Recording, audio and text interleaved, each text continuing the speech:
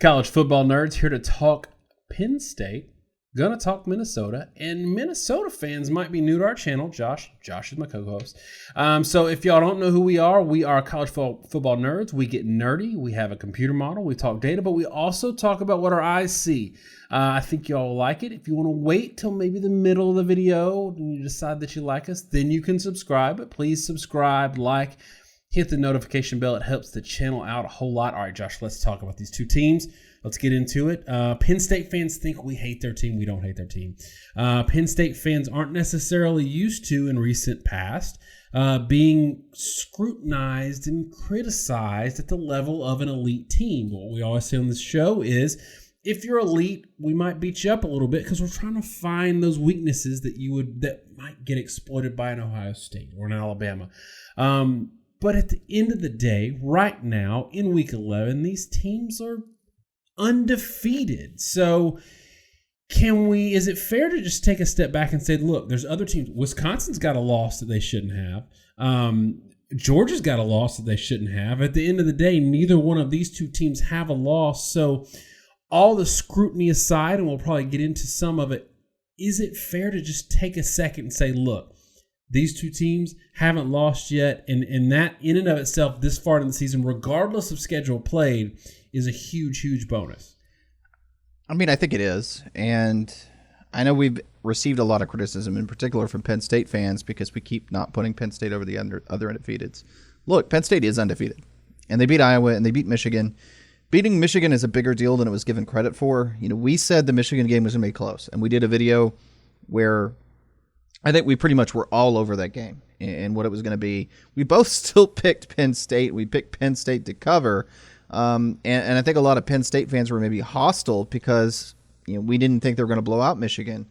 What I think maybe, hopefully, some of them realize, we weren't trying to be ultra critical of Penn State. We just felt like Michigan was a really good team that hadn't played up to their potential. You're starting to see what the potential is, especially with the blowout to Notre Dame.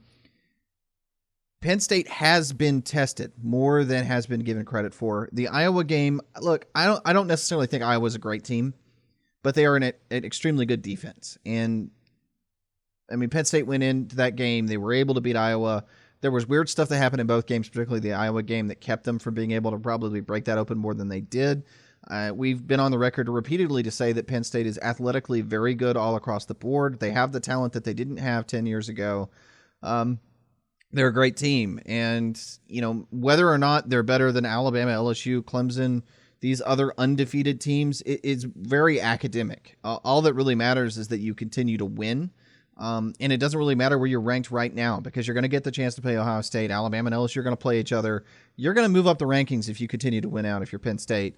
And then with Minnesota, they've had some bumps and bruises, but the last 4 games, they really turned it on. They've been blowing teams out. They continue to be undefeated, which means they're in the same position that Penn State is in. If they continue to win, if they win this game in particular, Minnesota will vault up the rankings if they beat Penn State. And I mean vault, probably to number 5 in the country if I had to bet.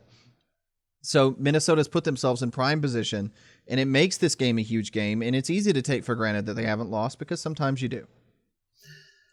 So you mentioned Minnesota recent, and some advanced metrics have a little bit of recency bias baked in, and they like that a little bit. Some don't. We on this channel don't, because a lot of times you are who you are for the most part, and recency bias, or giving credence to recent games, a lot of times just overweights the fact that you ran into an easy part of your schedule. So for me, and for Minnesota fans who don't know, one of the big things that we take away from this game, or for any game, for any team, is to say, okay, are you taking care of business against teams that you should, and are you beating good teams? If you're an elite team, it's okay if you stub your toe here or there once in a while. We've seen that with Clemson in the past. But then you show that you can step up and beat good teams. We haven't had that opportunity yet with Minnesota. Their schedule has not been good. But we don't necessarily penalize people for playing a poor schedule. You can only play what's in front of you. But if you've got a weak schedule, we want to see you crushing people if we're going to argue that you're more than just a nice team. So in this case, does it concern you for Minnesota if we're saying they're in consideration for that number 5 type ranking, that they beat Georgia Southern by 3 points, that they beat Fresno by 3 points? They have a lot, Purdue, a lot of one-score wins against bad teams. Is that a lot bigger red flag than the fact that they just haven't played anybody? I think probably so. And, like you said, a lot of metrics don't take both these things into account. So I know, for example, that S&P Plus does not have a recency factor. Our model does not have a recency factor either. The reason for it, college football is too small of a sample size to be too driven by recency bias. Now, there are times, and if you watch our show on the regular, that we'll point to a game and say, hey, the model thinks X, but it doesn't realize that this quarterback is hurt, or maybe the quarterback's been hurt and he's coming back. I think the best way to handle it is always to let the model see what it sees and not tamper with it, and then interpret the numbers you see rather than trying to inject your own interpretation into the numbers, because then your numbers just become a reflection of your own opinion. They don't really represent a neutral basis or basic sort of starting point for what you want to be. Minnesota started with a string of one-score wins. South Dakota State, Fresno State, Georgia Southern, Purdue. Some of them are more excusable than others. Fresno State has been a good team at times. Purdue has been a good team at times, so they've kind of got injured and fell off a cliff. I don't think you can really excuse the South Dakota State or Georgia Southern game that much at this point. Now, they have come on strong the last 4 weeks, but I just made the point about quarterbacks. You cannot discount the fact that they just played 4 teams in a row where they got to play backup quarterbacks in every game. Now, offensively, they've come on. They didn't manage 400 yards of offense against South Dakota State or Fresno or Georgia Southern, and they did average more yards in the last few games. Well, what's interesting is they did more yards in fewer plays, but I definitely think there's something to be said that they were playing teams that knew they weren't going to score, and that they had major issues due to the quarterback problems at all these schools. And let's be honest, they're not great schools. So the recency bias, if you want to say we don't use it and maybe we should, is one thing, but I think it's also counterbalanced if you want to say, well, but we have been playing good the last 4 weeks. Well, this is the whole reason we don't do that. It's, have they been playing well because they've been playing better, or have they been playing well because it just so happens they've had a string of 4 games all against backup quarterbacks, and that's caused the explosion? I can't objectively answer that question, and I think Minnesota fans are going to give one answer and Penn State fans are going to give another. But I can say we don't want the model to be influenced by it, so we're going to let the model sort of operate on its own merits. I will say, regardless of quarterback situation, I do like the fact that they have handled business 4 games in a row. That to me is avoiding the thing like the Wisconsin sleepy 12 a.m. kickoff thing and they just don't show up. They didn't do that, and I think that's worth crediting them. Penn State on the other side of the ball has played better opponents, and I think that, look, I have been critical of the win, especially over Iowa. And Penn State fans keep coming back and saying you don't know how hard it is to win there and all of that. But if we flip this around and said, okay, and again, this is through the lens of, are you a playoff team or not? And we said, okay, let's take a 20th best team in the country that's in the SEC, have Alabama play them and beat them 17-12. Are Penn State fans going to accept the fact that Alabama beat Texas A&M on the road, which is a really hard place to play? Let's say they beat Texas A&M on the road 17-12. Are Penn State fans going to see that as a positive for Alabama or a negative? They're going to see it as a negative, and they're going to use it against them every time it comes up. So I think it's turnabout's fair play. But on the flip side, I do agree the Michigan win is looking a lot better. Michigan has been playing better, though they had some issues against Maryland this weekend that really were hidden in that score. I also think the roster makeup is a little bit better, but I would like for you to maybe touch a little bit before we get on the computer model. how these two teams are going to approach the game, either offensively or defensively, how they match up. So let's do Minnesota's offense, what you've seen in Minnesota's offense versus what we know is a really good Penn State defense. So in trying to do the film review, it's hard.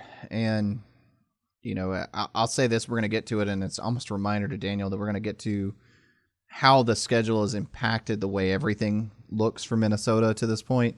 But Minnesota has been an RPO-heavy team. Especially the past several weeks, they have been very RPO-heavy. It takes a while for the RPO to get going. And we always see teams offensively take off.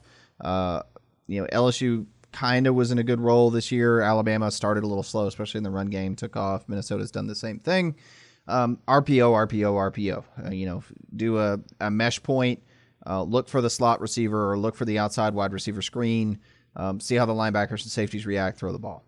What Minnesota has been able to do in a lot of their games is run those RPO concepts, force teams to back off on the RPO. And that's always really the goal of the RPO, I think, is to force teams to drop their linebackers and safeties at this point.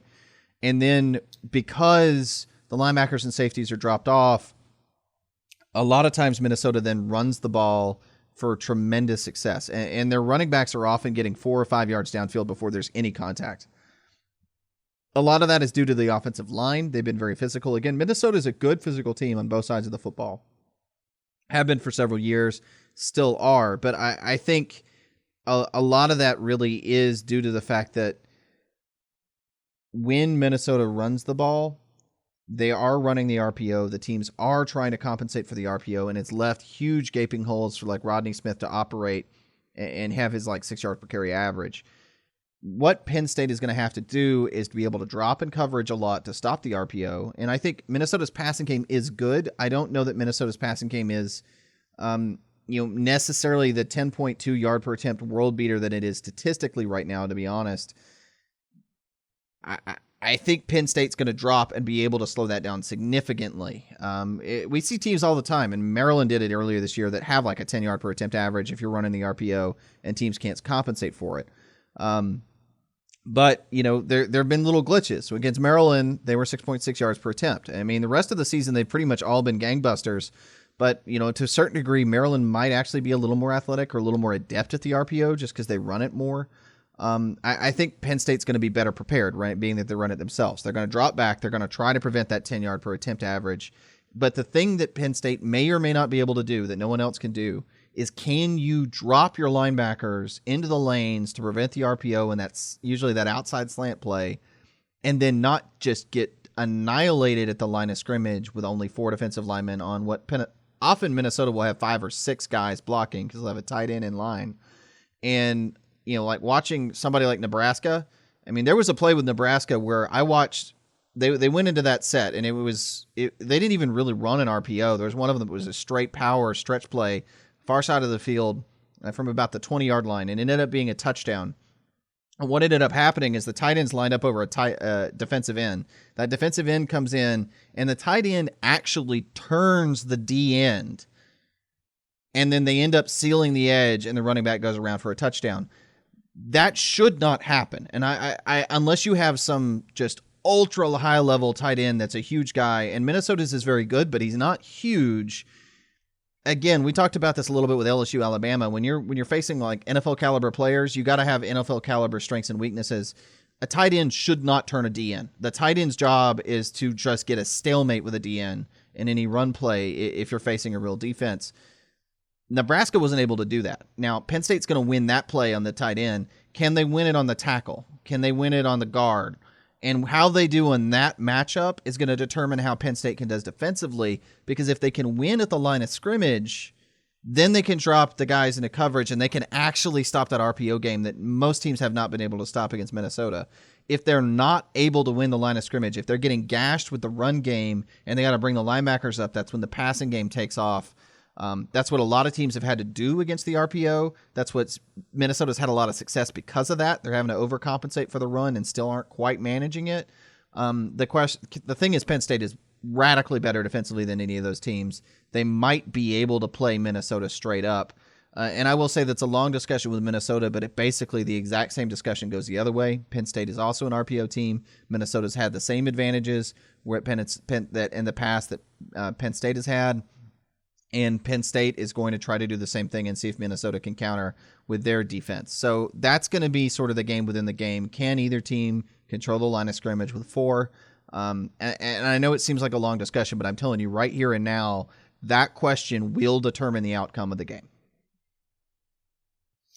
And if I have a concern here, it's back to this recent versus how Minnesota started the season concern, because we've seen Penn State lock down good teams. Even though Iowa's not a good offense, we've seen Penn State lock down good teams with their defense. We haven't seen them get torched. Now we've seen 21's not bad to open, but 35 versus Fresno, 32 versus Georgia Southern, 31 versus Purdue. That's not great for Minnesota's defense. To me, that's if we're looking at similar offenses, and I don't necessarily know that they are, but if we're looking at similar offenses, to me, just the sheer fact that they can give up 31 to Purdue in a tight game, it's not like they gave up 31 but they scored 65.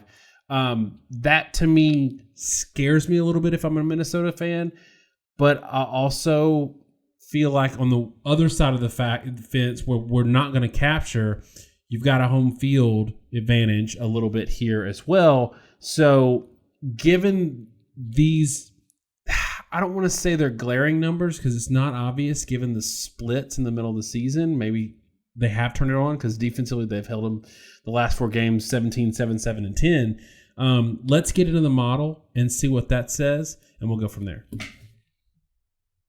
So getting into the model, Penn State and Minnesota, we haven't covered them a ton, so to give the quick version of this, and people kind of get tired of hearing it over and over, it's a per-play model, meaning that we don't look at total yardage statistics. We look at how you do on a per-play basis, trying to deal with the fact that some teams run different number of plays in tempo, where maybe you run 90 plays a game, the other team only runs 60. Well, when you play each other, you're going to run about the same number in the game. The tempo balances out between the two teams because as fast as you go, that's as fast as the other team gets the ball.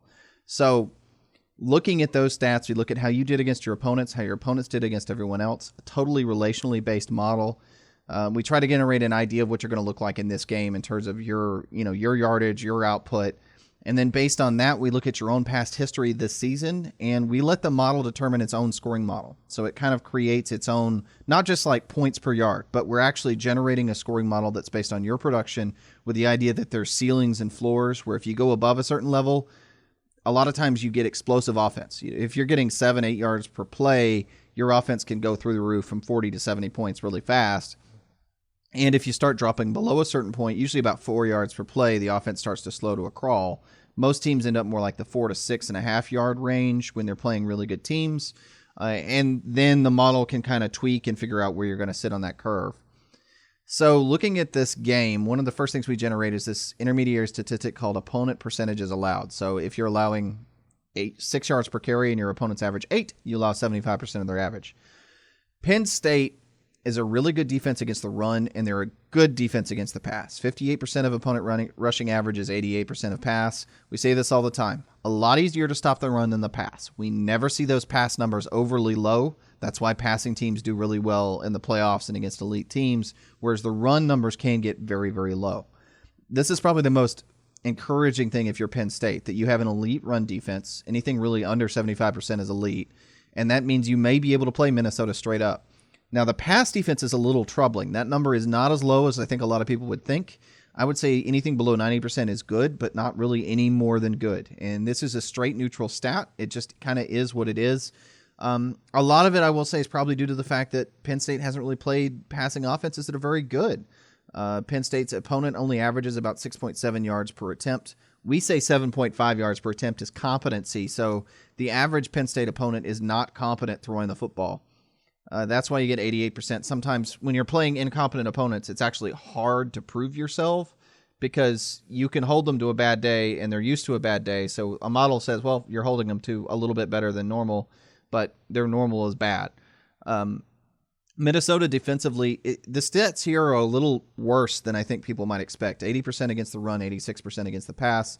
86% against the run I would say is very good. It's not really more than that, though.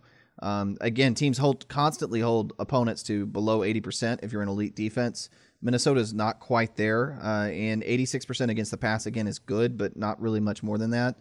I think that's sort of shown out in something like SP Plus, where they're 22nd in defense, which is not necessarily a world-ending number. How does that all pan out? Well, the way it works out, and it's due to a little bit to Minnesota being a better offensive team, at least in terms of current production, where Penn State's expected to outgain Minnesota, at least in a per-play sense, by about 5.1 yards per play to about 4.9. That's a small margin, about 0.2 of a yard, but it does say that Penn State may outgain Minnesota a little bit. The difference, and I think this is where things kind of break down, is that the model is expected to have Minnesota winning the game 39-25. And I think it sort of bears mentioning why that is and why maybe it's wrong. So 39-25, 14-point win, despite being outgained in yardage. Why does that happen? There's an issue that comes up with statistical modeling, and we talk about this quite a bit from time to time. Statistical modeling cannot quite understand when teams are on an island. Minnesota is on an island. Statistically, Minnesota's football team this year, and this is kind of an amazing stat in my point of view, Minnesota is the only top 50 football team in the country currently that has not played another top 50 football team. That's astonishing.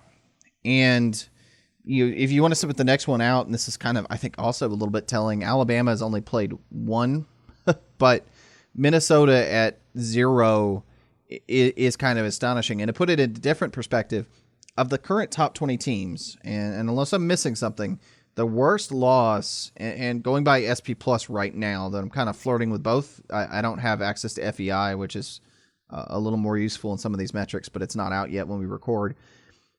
SP Plus, the worst rated loss of any of those teams. So looking at AP top 20 versus the worst loss in SP Plus, is Wisconsin's lost to Illinois. That's the worst team that any top 20 team has lost to.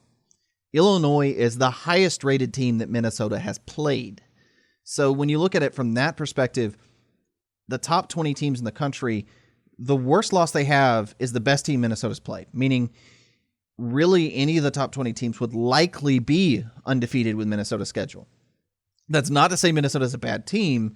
It probably does kind of mean that Minnesota's a top 20 team because they perform like other top 20 teams. But it is the reason why Minnesota hasn't broken into our top 10. What they're doing is not by any means exceptional compared to what like Iowa's doing or Michigan's doing. We have every reason to believe that Michigan would have the same record with Minnesota's schedule right now. And if you're Minnesota and you want to be considered for something like the playoff, you need to understand Michigan is sitting there like, 10th to 12th in the country. If you can't clear the Michigan bar, then you don't need to be really getting too much in the discussion right now in terms of resume with Penn State. But in the advanced metric world, Minnesota's on an island. And our model looks at Minnesota and says they score like 35 to 45 points. And I already said the model makes its own scoring model. And as far as it's concerned, Minnesota's going to score 35 points every game. And I messed with this and dropped and raised Minnesota's yardage. On our model just says, they'll score like 37 points. They'll score 39. They'll score 43. I mean, they could get 1 yard per play or 20 yards per play, and it thinks they're going to be somewhere in that range. We don't know what Minnesota will do against a good defense. Our model with the stats in front of us has no idea what Minnesota will do against a good defense. We watch film review and we don't know what Minnesota is going to do against a really good defense. I don't think Minnesota is going to win this game 39-25, but I can tell you this, whatever Minnesota does do, it's going to be the first time we see it. And as far as I'm concerned, frankly, this is basically the first game of Minnesota's season, because they haven't played a top 50 team. We don't know what they look like against a top 50 team.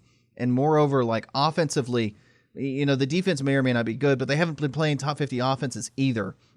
And you could say Michigan's not a very good team and not a very good offense, and their offense is still better than anything in terms of ratings that Minnesota's faced. And the defenses that Minnesota's faced are not even remotely the caliber of what they're going to see against Penn State. So it's a shot in the dark. 39-25 is the model's view. But as far as we're concerned, Minnesota might as well be playing high school football or Canadian football. High school is a bad example. It's like you're comparing a Canadian team to a European team. It's two different leagues, two different divisions, and you have no idea what it looks like until they play. And this is going to give us a lot of information in this one game against Minnesota. And they could be anything from an undefeated team to a 3 or 4 loss team by the time the season ends. Y'all, we were just talking. We took a little break, just editing magic. Aside from our model-only videos, Josh just set a record for the single longest segment he's ever had in show history, going on 8 minutes. What you just said, though, what you went through was important. And I think it took that much to really explain. One, I don't want people to see this in our model and then the score be way different and then say, okay, your model's terrible. It shows the limitations of advanced metrics, and it shows just how bad Minnesota's schedule has been to date. And that's not in any way their fault. That is, we say this all the time. Same thing with Clemson. If you haven't played anybody, it's not your fault because you're a Power 5 team and it's their job to be good against you. So that's not Minnesota's fault, but that means it's hard for advanced metrics to know anything about who you are at this point in the year. I'm going to go ahead and give my score. The model is, to me, reversed. Almost. I'm going to go 37-24. 37-24 for Penn State. I think that the early season defense scares me a lot for Minnesota, but I do think offensively they're going to show that they're offensively potent enough to put up some points, a respectable number of points against a really, really good defense, which to me, if we get that kind of number, it will say they are who we thought they were on defense, but they're more than who we thought they were on offense. And they will have Minnesota will have justified the interest that they've had so far this year and justified their clean record so far. Tell me what you got. So I have 41-24 Penn State. And I'll give you the basis for that. Really, it comes down to the fact that when you look at what Minnesota did facing teams that were actually, if you want to say healthier, they were giving up 30 to 35 points. And I think Penn State is a better offense than, for example, Fresno State or even Purdue, when Purdue was actually functional.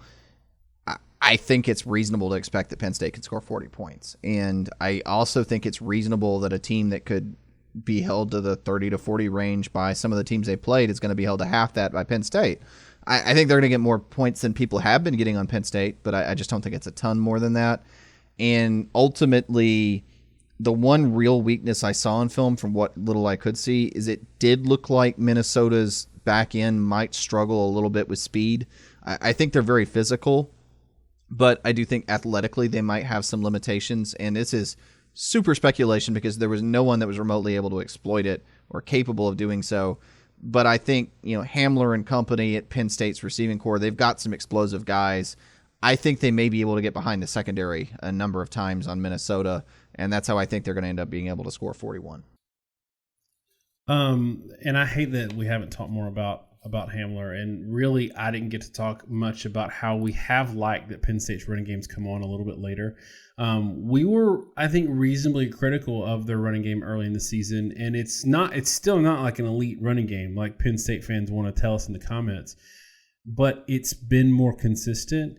I will say, though, you're looking at 41. To me, that's a number that is really high for a team that has shown that good defenses can hold them down. Neither one of us think Minnesota is a good defense, but do you see an avenue for a 27-20 type game, or do you feel really good about that 41, given what we've seen, the 17 points against Iowa, the struggle? I think they scored 28 against Michigan State, but had a horrible offensive production. Yes, it was in a monsoon, I think, but it was something like 4.9 yards per attempt, 3 yards per carry, something like that. Is that 41 a number that you don't feel super comfortable with, or you feel really good about it? I don't feel comfortable with it at all, frankly. I don't. We talk about this a lot game 1, right? People can be really critical. This may be game 9, but we don't really know what Minnesota is. And I think to a certain degree, Penn State has either faced great defenses or terrible ones. And it's hard to say how they could do in between. So I feel like I'm flying pretty blind here. In Penn State's running game, it's kind of funny. Do you remember several weeks ago, everybody in the comments was railing on us because we weren't talking about how great Noah Cain was. But because he had that one game against Purdue where he put up like 9 yards per carry. And we always come back to the fact that, yeah, guys can be really good in some of these games when they're playing in, good situations. And then one, coaches don't tend to play them in important games, and two, stuff kind of falls off. And then he was like 4.5 yards per carry against Iowa, and he's been under 4 yards per carry the past 2 games. Hasn't gotten a ton of carries. I don't really know what to make of Penn State's run game, and it's hard to say because the past few games they've been under 3.5 yards per carry. And even in some of the bad, less good teams they played, like Maryland or Purdue, they're not good offenses, and they couldn't hit 4.5 against Purdue. So it's quite possible Minnesota shuts down the run game. And when their run game's been shut down, they struggle to score 30 points. I'm sort of expecting here that Penn State takes a step forward and shows that they're a playoff team. I am going to be somewhat critical. I'll go ahead and say that. If they're not able to put up a lot of points, because at this point it's going to kind of make me think that's who Penn State is. But yeah, it's really hard to put a projection on this board without really knowing who Minnesota's defense is, and I can't know who Minnesota's defense is until they play some sort of top 50 offense. Yeah, and I think scoring efficiency matters too. I mean, 28 points versus Michigan, and they did not have a great offensive showing, but they were consistent and scored when it mattered. And that's when we talk about QBRs, the ESPN QBR, which does take into account, like, did you convert a 3rd and 8 with your throw? That's more important than an 8-yard pass on first down. So those things matter, especially when we're talking about really getting into the numbers. Unfortunately, we don't have enough to go on here. Like you said, this is almost a game 1 for what we know about. It further complicates it in that they haven't been consistent against bad teams. They've blown them out. They've struggled with them, so we don't really know. Either way, at the end of this, I think if it goes the way we think it's going to go, I think there's an opportunity. This is the last question I'll ask you. Is there an opportunity, given that both of these teams are getting a little bit of a heat in terms of like, oh, you're undefeated, but you haven't played anybody yet. Is there an opportunity where Penn State wins this game, but both teams come out with a legitimate amount of respect? I definitely think so. I think Penn State already has a lot of respect. And if Minnesota can play them tight and show that they're a physical football team, especially if Minnesota makes this a low-scoring game, I think they're going to get a lot of respect. If this game ends up being something like 17-10 or 17-13, because Minnesota's defense is able to really sort of stymie Penn State, even if it's like a 30-20 game, what that's going to say is Minnesota's defense can stand up there with a unit like Michigan or Michigan State or Iowa that everybody respects and be a defense of similar caliber. Right now, and this is why my score is what it is, I'm not really trying to super insult Minnesota here, okay? Minnesota was giving up 30 points in the first half of the season. And I don't really look at recency versus, recency bias. It makes me doubt Minnesota. And if they show that they can hold a Penn State to under 30 points, then that tells me, okay, those first 4 games were them just not quite having everything clicking yet. And they're playing at a different level because they held Penn State to 20. They held Penn State to 13. They held Penn State to 18. Whatever. That, even in a loss, the ability to hold Penn State under 30 points is going to kind of establish that Minnesota is a legitimate, hard-nosed, tough football team against a real ranked opponent. And it's just, to some degree, you can say that, well, we rail on this all the time. Minnesota is not a bad football team because they haven't played great competition. Minnesota is purely an unproven football team. That can go both ways. It can mean they're actually way better than we anticipated. It can mean they're way worse. This is their opportunity to prove they belong, even if they lose. All right, well, that's our pretty long review of Penn State and Minnesota. It was our game of the week. There just wasn't a huge slate this week. But I know that Minnesota and Penn State fans are sad that game day didn't make it there. Unfortunately, they ran up against the only other game I think that could really keep game day away from there. So hopefully it's an awesome game anyway. Thanks so much, y'all, for watching this far into it. Remember to watch our top 10 video if you haven't this week. Y'all have a great week, and God bless.